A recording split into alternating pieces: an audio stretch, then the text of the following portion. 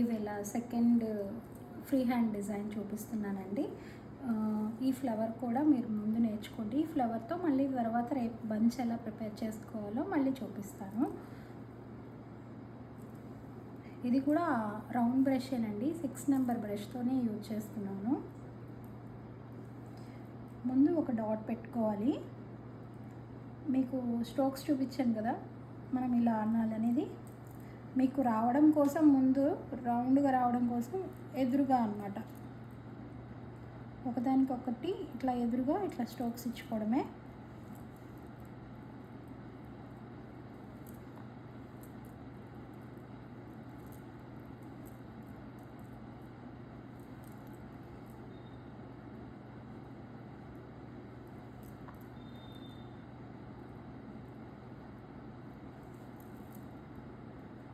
Flower అయిపోయింది, చూసారా ఎంత ఈజీగా ఉంటుందో. ఈ స్ట్రోక్స్ అనేది మీరు నేర్చుకోవాలండి. మీరు ఎలా నేర్చుకుంటారు అంటే, ఒక పేపర్, న్యూస్ పేపర్ మీద మీరు ప్రాక్టీస్ అవ్వాలి మేడం. ముందు ప్రాక్టీస్ అయ్యారనుకోండి మీకు ఈజీగా వచ్చేస్తుంది. చూసారా, ఏం లేదు, నేను ఎలా అంటున్నాను, ఫ్రంట్ వచ్చేసి ముందు ఆనిచ్చాలి, తర్వాత ఇలా లైట్గా తీసేయాలి, ఆనిచ్చాలి తీసేయాలి, ఆనిచ్చాలి తీసేయాలి, ఇలా ఈజీగా వచ్చేస్తుంది. ఇలా ప్రాక్టీస్ అవ్వండి, చాలా బాగుంటుంది. ఇంకొక ఫ్లవర్ చూపించమన్నా చూపిస్తాను చూడండి.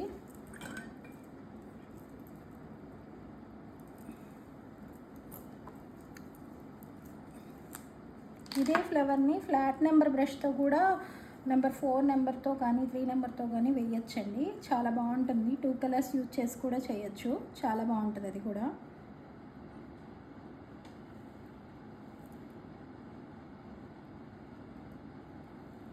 నేను చూసారా మీకు ఎదురుగా పెట్టి అట్లా వేయలేదు, అది ప్రాక్టీస్ అవుతూ ఉంటే మీకు వచ్చేస్తుంది అనమాట. చూడండి నీట్గా రౌండ్గా ఎలా వచ్చిందో, చాలా బాగుంది.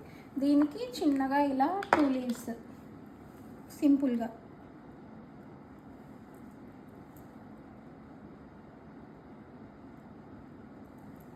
ఇలా సారీకి అక్కడక్కడ ఒక బంచెస్ లాగా ఫ్లవర్స్ లాగా వేసేసుకోవచ్చు అనమాట, చాలా బాగుంటుంది. దీనికి అవుట్లైన్ వచ్చేసేసి మనము కోన్తో ఇచ్చుకోవచ్చు, గోల్డ్ కలర్ కోన్తో ఇచ్చేస్తే బాగుంటుంది, లేదు ఇలా వదిలేయచ్చు, చాలా బాగుంటుంది. అది మన ఆలోచన బట్టి, మన ఇష్టాన్ని బట్టి చేసుకోవచ్చు అనమాట. అర్థమైతే కనుక ఓకే అండి, అర్థం కాకపోతే కామెంట్లో చెప్పండి. లైక్ చేయండి, షేర్ చేయండి. బాయ్.